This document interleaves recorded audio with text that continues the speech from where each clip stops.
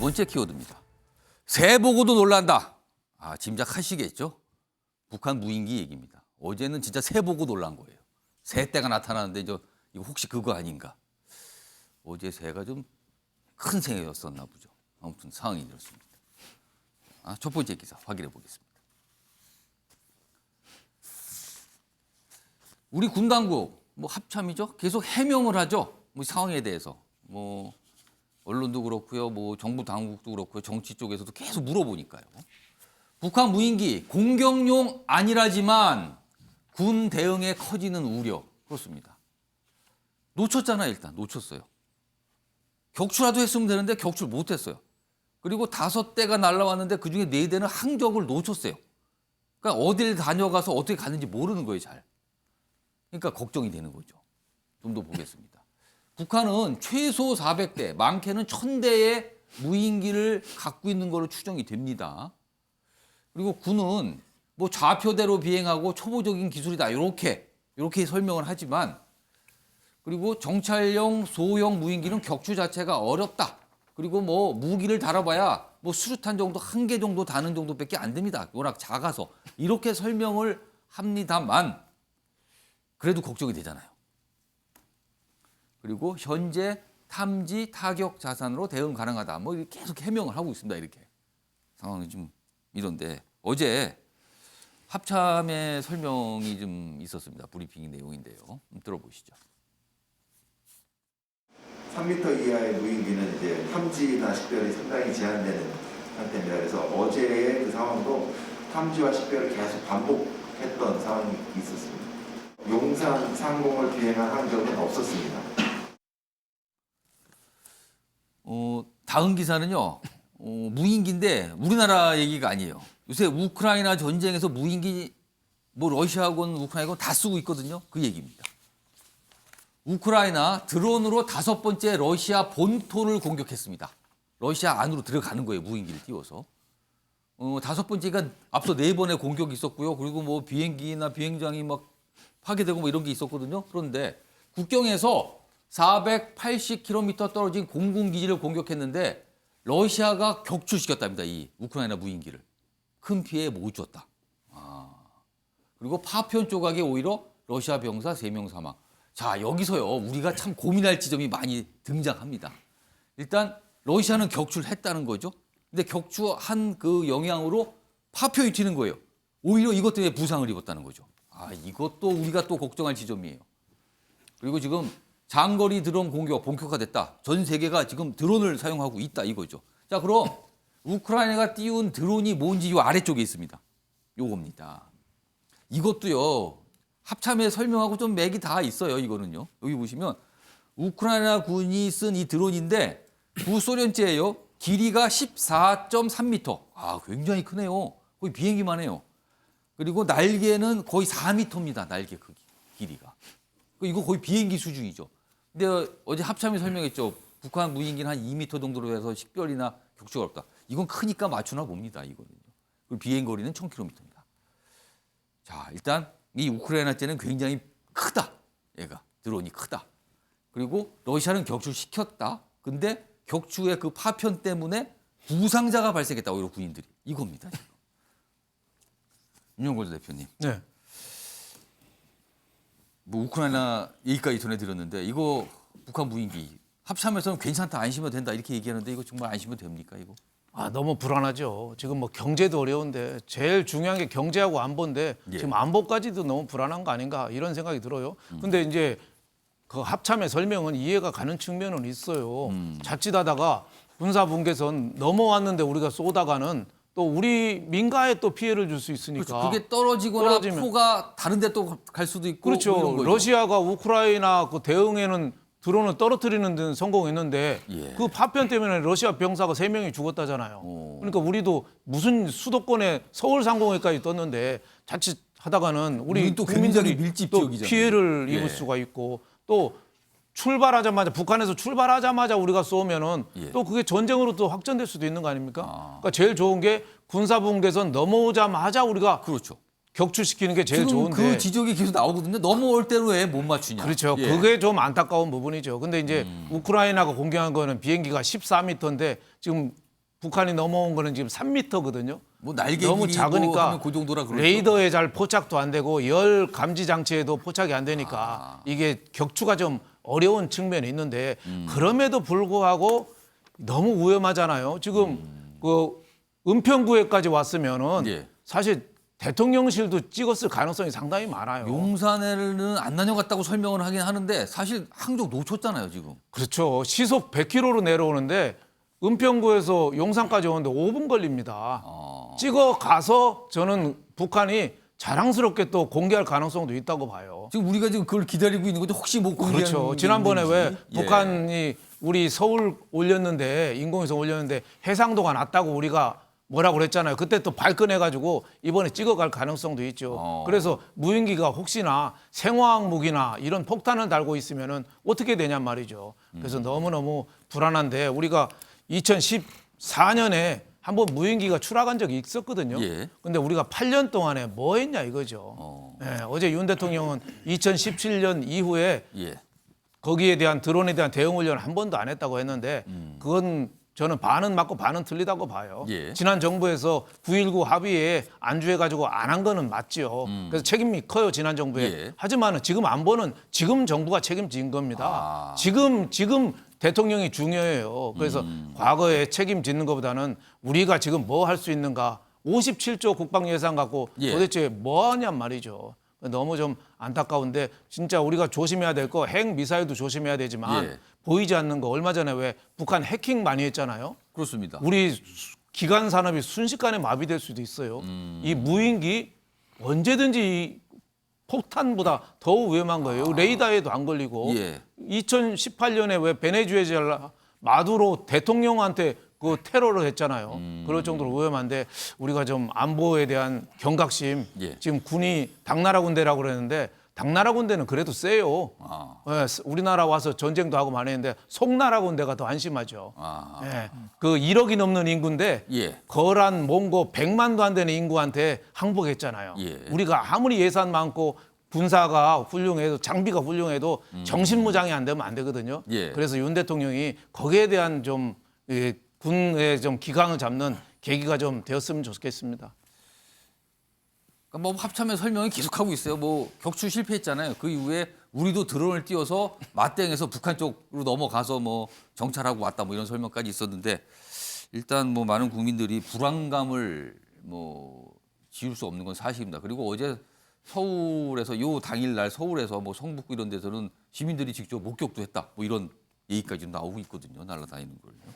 다음 기사 하나 더 있습니다. 군 이달 초부터 북한 무인기 활동 급증 포착하고 당했다. 그럼 이건 준비를 안 한 겁니까? 뭔가 이상하다라는 걸 알았다는 거잖아요. 그럼 좀 더 철저히 했었으면 이런 생각이 들죠. 전방 움직임 주시하고도 격추에 실패한 거다. 그리고 서울 침투 무인기 여기 보면은 뭐 MDL 여기 분계선이잖아요. 이거 인근 착륙 확인했다. 이렇게 돼 있습니다. 뭔가 알고 있었는 거 아니냐. 뭔가 조짐이 있었는데 이걸 너무 좀 쉽게 생각한 거 아니냐. 뭐 이런 지적하는 내용입니다. 자, 이와 관련해서요. 어제 여당에서 좀 목소리를 냈습니다. 들어보시죠. 적의 무인기가 서울 중심까지 아무 제재 없이 날아온 것 자체가 너무 충격적입니다. 국방은 단 한순간의 실수나 한 텀의 빈틈도 있어서는 되지 않습니다. 그래서 어제 여당 지도부는 뭐 이 군 지역 방문해서 뭐 질타도 하고 뭐 어떻게 상인지 상황 뭐 파악도 좀 하고 그랬습니다. 다음 기사 하나 더 소개드리죠. 자, 윤석열 대통령 아까 윤영걸 전 대표께서 잠깐 언급하신 부분이에요. 어제 2017년부터 무인기 대응 훈련 전무했다. 그러니까 문재인 전 정부 때 너무 훈련 안 해서 지금 이런 겁니다. 이렇게 지적을 했습니다. 그러자 야당에서는 또 문정권 탓입니까? 또 이렇게 또 반박을 하고 그래요. 이렇게 되면 또 이게 엉뚱한 방향으로 튀는 겁니까? 지금 이게 상황이? 대통령실 확전 각오하고 북한에 대응했다. 그러니까 북한 쪽으로 무인기를 보냈다는 거, 우리 정찰했다는 거. 요걸 어제 대통령실이 설명을 이렇게 했죠. 그리고 국가안전보장회의 NSC 미개최 전쟁 중인데 무슨 토론을 합니까? 즉각적으로 지시하고 움직이는 것뿐이다. 이렇게 또 설명을 했고요. 이런 상황입니다. 자, 그럼요. 이와 관련해서 윤 대통령의 이야기 그리고 야당의 반응도 있습니다. 들어보시죠. 지난 2017년부터 훈련을 아주 전무했다고 하는 것을 보면 참 이런 북한의 선의와 군사 합의에만 의존한 대북 정책이 얼마나 위험한 것인지 우리 국민들께서 잘 보셨을 거라고 생각합니다. 윤석열 대통령은 책임 면피와 남탓만 하려 하지 말고 본인이 국군 통수권자이고 행정부의 수장임을 명심하기를 바랍니다.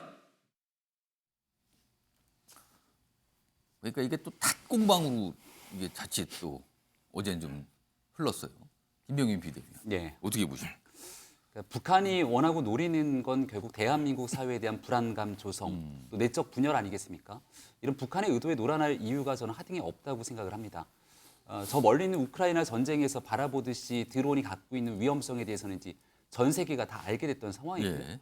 대한민국에도 이미 박근혜 정부 시절부터 무인기가 넘어와서 여기에 대한 대응 태세가 필요하다는 얘기가 나왔던 게 벌써 10여 년 가까운 세월이 지납니다. 예. 하지만 박근혜 정부의 군이건 문재인 정부의 군이건 윤석열 정부의 군이건 군의 대응 태세가 실패하고 여기에 대해서 명확한 해답을 찾지 못했다는 것은 피해갈 길이 없고 여야 정치권에서도 같이 이 내용을 갖고 공방을 벌일 필요할 예. 필요조차 없는 일이라고 저는 생각을 합니다. 그러니까 본질에 좀 집중해서 국민들이 뻔히 바라보는 무인기가 대한민국 상공에서 우리 집 위까지 날아다니고 있는데 예. 이걸 왜 잡을 수 있는 것 같아 못 잡을까에 대한 핵심적인 내용들이 있다고 생각을 하고요.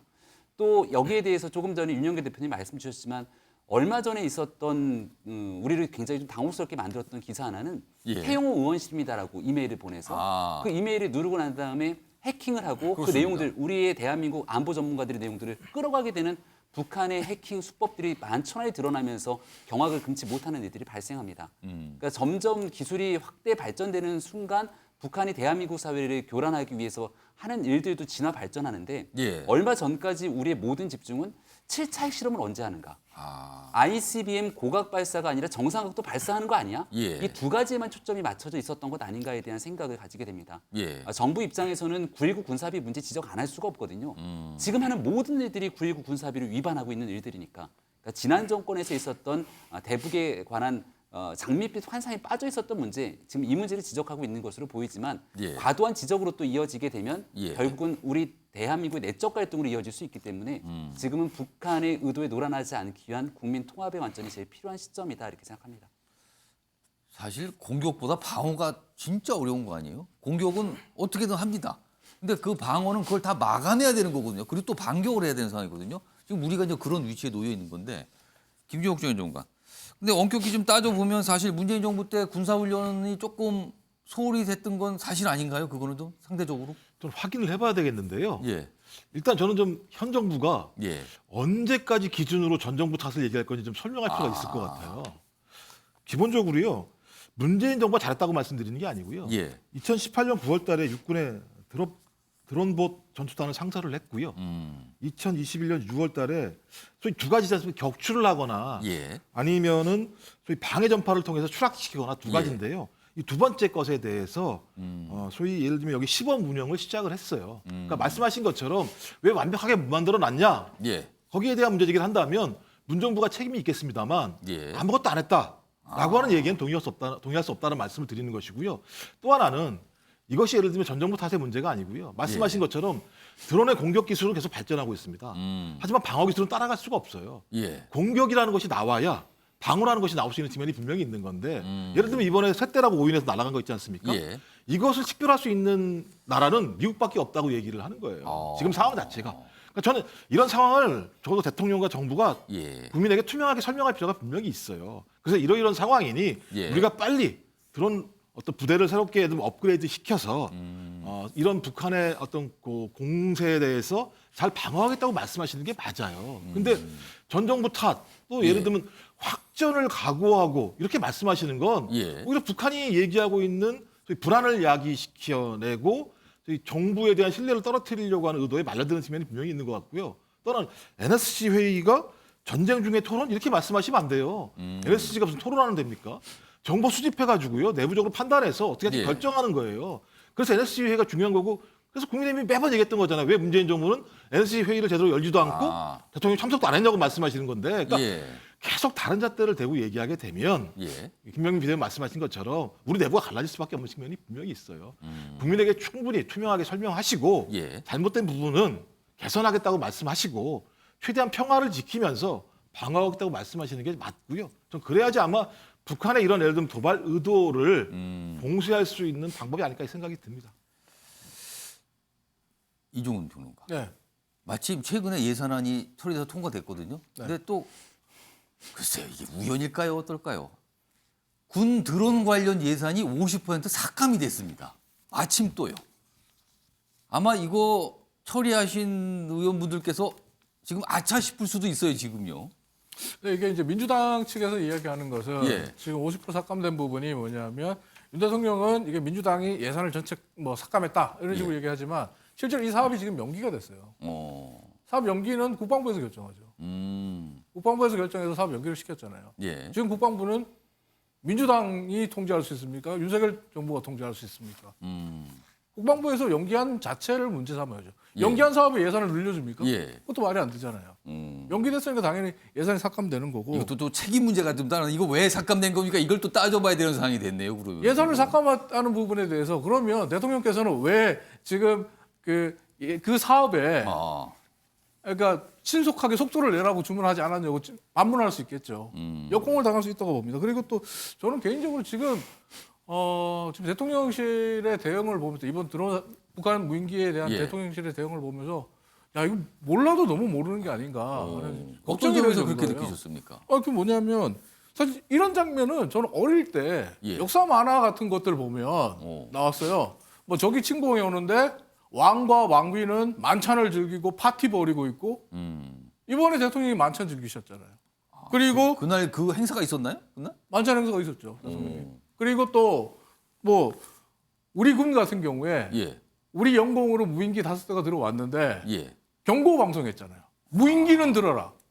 무인기인데 뭘 들으라고 경고 방송을 합니까? 뭐 만화 영화에서 보던 그런 장면이 21세기 현재 지금 제가 살고 있는 이 대한민국에서 벌어졌다는 게 예. 너무 답답하고요. 아까 김종 박사께서도 얘기하셨지만은 NSC를 전쟁이 발생하면 미국 예. 같은 경우에 에어포스 1에다가 NSC에 대한 통신 장비나 감청 장비 모든 걸 다 싣고 다닐 이유가 전쟁이 나면 하늘 위에 떠 있는 NSC가 굉장히 중요하기 때문이에요. 예. 근데 NSC를 쇼나하는 단체로 격화시켜요? 이거 안보에 대해서 너무 무지하잖아요. 정말 몰라서 이러는 건지 아니면 자기들의 입맛에 맞게 면피하기 위해서 변명을 만들어내다 보니 이런 얘기가 나왔는지 모르겠지만 예. 안보에 대한 개념조차 없다. 이렇게 볼 수 있겠고 그리고 드론을 잡는 방법이요?